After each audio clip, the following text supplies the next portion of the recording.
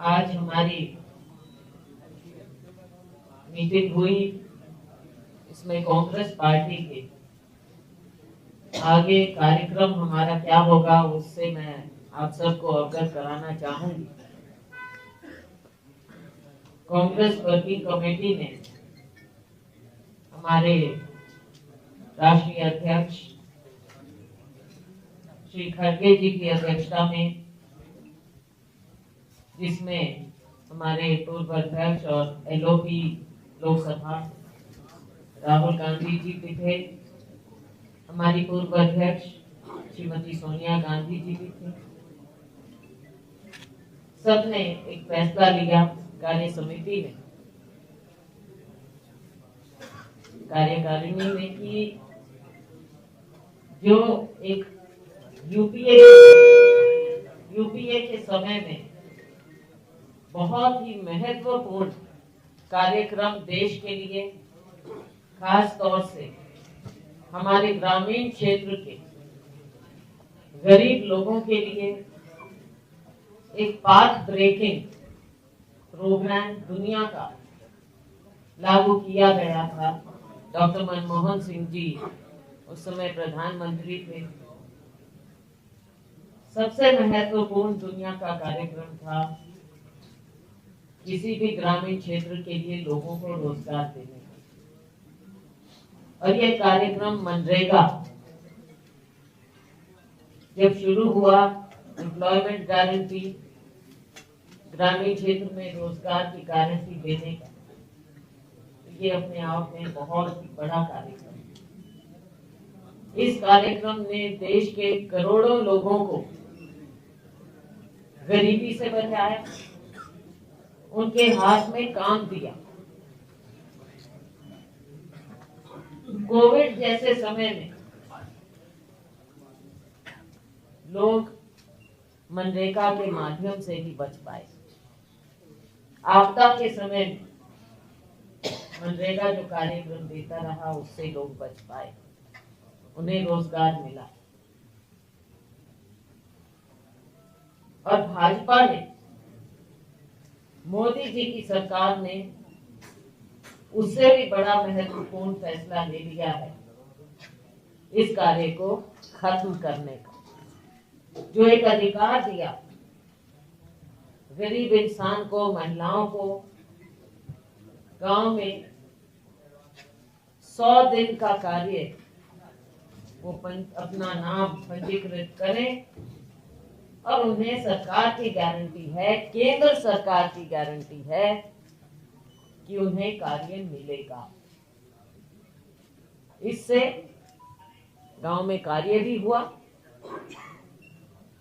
Assets बने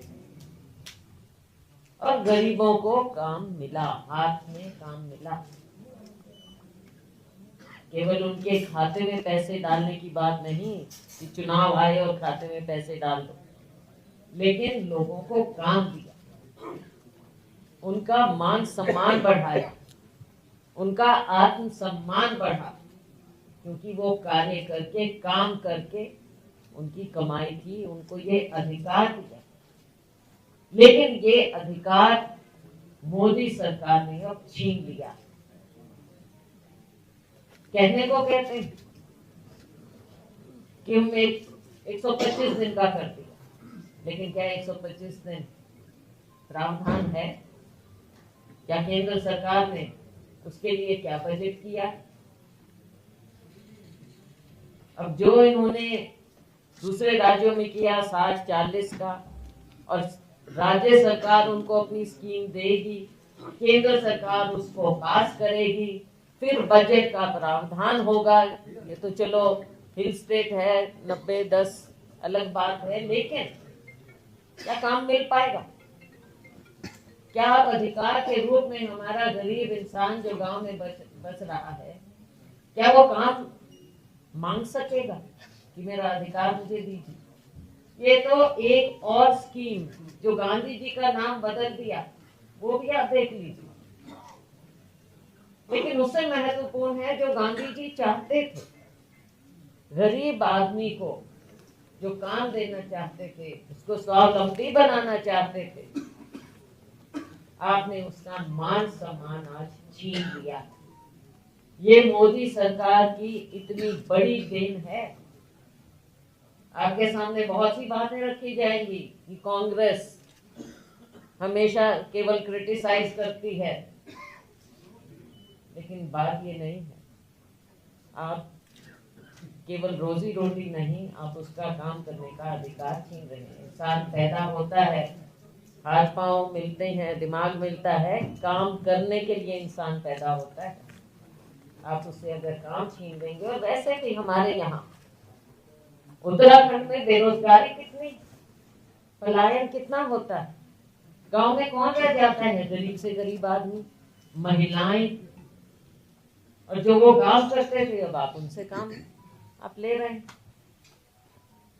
अब बड़े बड़े ठेकेदार आ जाएंगे, उनके हाथ में चला जाएगा। सरकार की मर्जी पर होगा कहां पर उन्होंने काम देना है, कहां नहीं देना। केंद्र सरकार की मर्जी पर होगा। नाम केंद्र सरकार लेगी इसमें, लेकिन उनकी मर्जी से होगा कि बजट कितना देते हैं। लेकिन ये आप समझ सकते हैं इस बात को कि कैसे बजट कम करते गए थे ये पिछले कुछ सालों में। कई कई दिन पेमेंट नहीं होती थी, कई कई महीना पेमेंट नहीं मिलती। तो ये एक साजिश जो है, ये साजिश आपको साफ नजर आ जाती है। बड़े लोगों का, जो बड़े से बड़े इंडस्ट्रियलिस्ट हैं, बड़े घराने हैं, उनका तो फायदा हो, और गरीब आदमी के हाथ में काम नहीं कटोरा हो।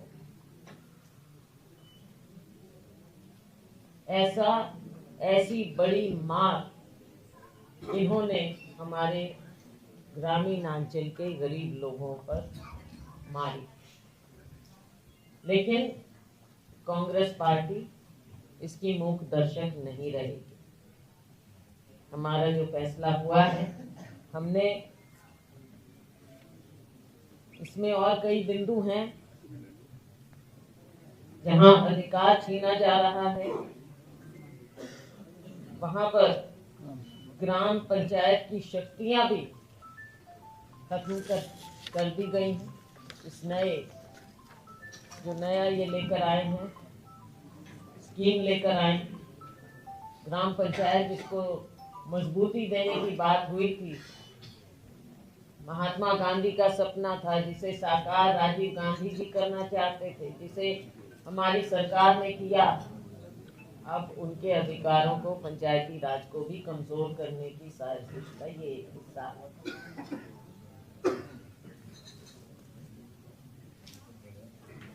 तो साथियों,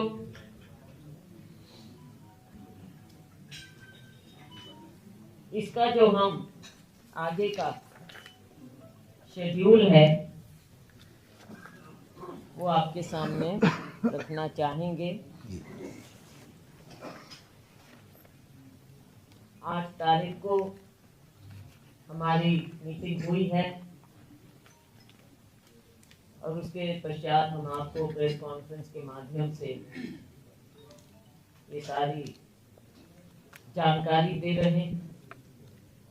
10 जनवरी को हर जिले में हमारी प्रेस कॉन्फ्रेंस होंगी, और इसकी सारी असलियत सबको बताते हुए ये जो हमारा कार्यक्रम है वो लॉन्च हो जाएगा।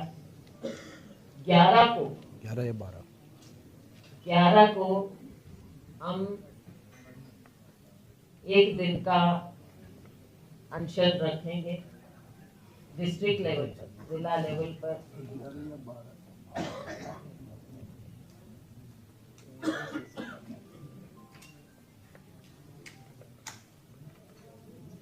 11 को एक दिन का हम अनशन रखेंगे महात्मा गांधी जी के या डॉक्टर अंबेडकर जी के बूथ पर, और इसमें सभी लोग, हम इसमें सबको इन्वॉल्व करना चाहेंगे। मनरेगा के जो वर्कर रहे, हमारे पार्टी के सभी लोग इसमें सम्मिलित होंगे।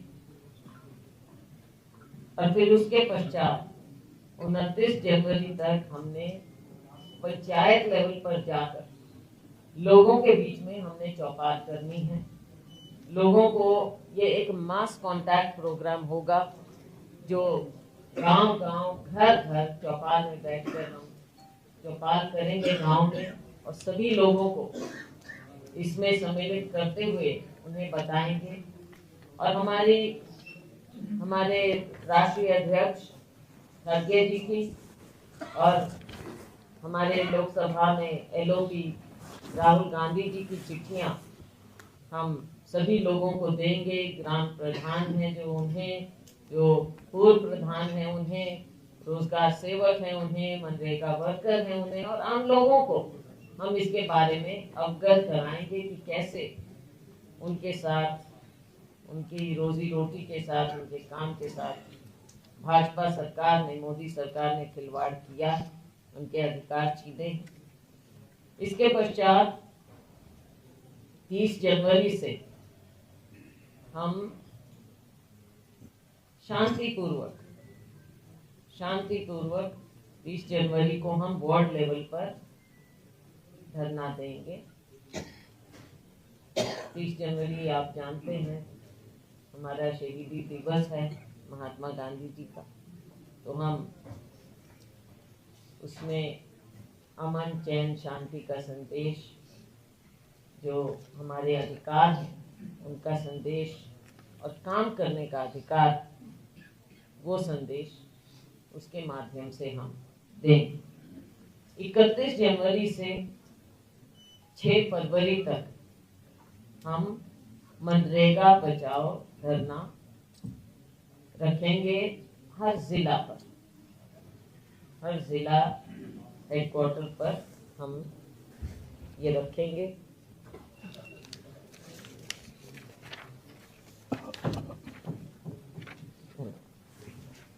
उसके बाद 7 फरवरी से, ये हम आपके साथ शेयर भी करेंगे अभी सारा, 7 फरवरी से 15 फरवरी तक हम दिन तय करके विधानसभा घेराव रखेंगे। उस समय दिन तय कर लिया जाएगा आपके साथ, हम आपको बता जी विधानसभा घेराव। और फिर जो हमारा नेशनल लेवल का प्रोग्राम है कि हमने जोनल AICC की रैली रखनी है, वो तारीख बाद में आ जाएगी AICC के द्वारा, तो वो हमने क्या मेजर रैली देश में करनी है, तो वो आपको बाद में उसके बारे में हम आपको AICC द्वारा अवगत कराएंगे।